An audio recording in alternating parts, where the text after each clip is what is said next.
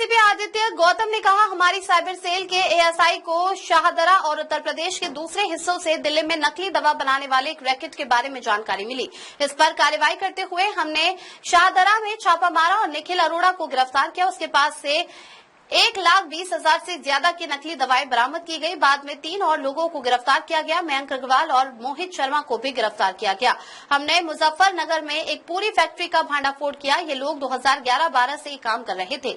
6 लोगों को गिरफ्तार किया गया है। हमारी साइबर सेल में एएसआई कमरपाल के पास इंफॉर्मेशन आई कि दिल्ली में शाहदरा और यूपी के कुछ हिस्सों से एक नकली दवाइयां बनाने वाला रैकेट चल रहा है और इस इंफॉर्मेशन को डेवलप करते हुए 11 मार्च को हमने शाहदरा में रेड की और एक व्यक्ति निखिल अरोड़ा की गिरफ्तारी की। निखिल अरोड़ा के पास से 1,20,000 से भी ज्यादा दवाइयां मिली हैं नकली, जिनका इस्तेमाल एज पेन किलर्स या फिर डायबिटीज, हाइपरटेंशन जैसी बीमारियों में किया जा रहा है। और इसके बाद आगे इस चेन में 3 और व्यक्तियों की गिरफ्तारी हुई। उसके बाद मयंक अग्रवाल नाम के एक शख्स की गिरफ्तारी हुई। उसके बाद मोहित शर्मा नाम के एक शख्स की गिरफ्तारी हुई रुड़की से, और उसके इंस्टेंस पे मुजफ्फरनगर में हमने पूरी फैक्ट्री बस्ट की और इस फैक्ट्री में करीब हमें 2,000 किलो रॉ मटेरियल जो इन नकली दवाइयां को बनाने में इस्तेमाल किया जा रहा था वो मिला है और कई तरह की मशीनें मिली हैं। पूरी फैक्ट्री का सेटअप था।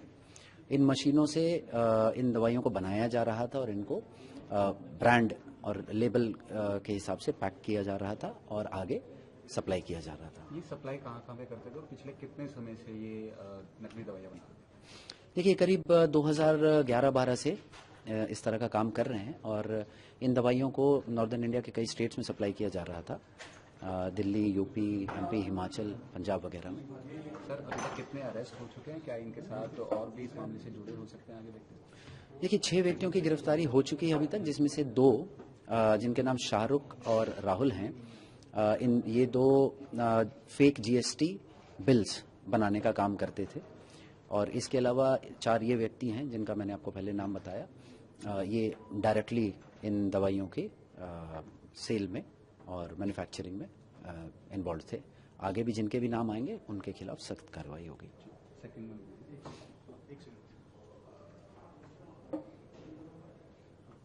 सर, क्राइम ब्रांच आईएससी की टीम ने निवेश और धोखाधड़ी करने वाले व्यक्ति को गिरफ्तार किया है। क्या कुछ ये पूरा मामला है? कहाँ से ये शुरुआत हुई थी? देखिए, आईएससी में एक केस की इन्वेस्टिगेशन चल रही थी जो इन्वेस्टमेंट फ्रॉड का केस था।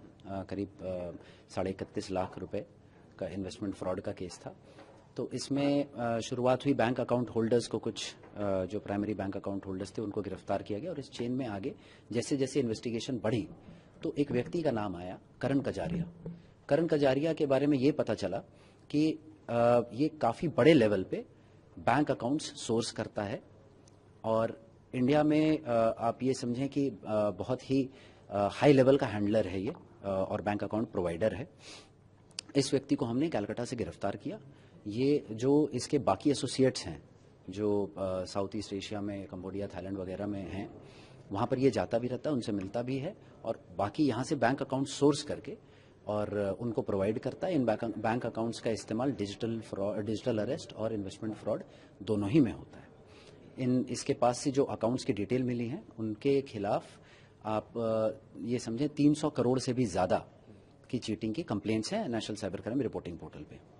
तो ये क्या टारगेट करता था और किस तरीके से, क्या ये विदेश भी घूम के आ चुका था, किस तरीके से प्रोवाइड कराता था डिटेल्स?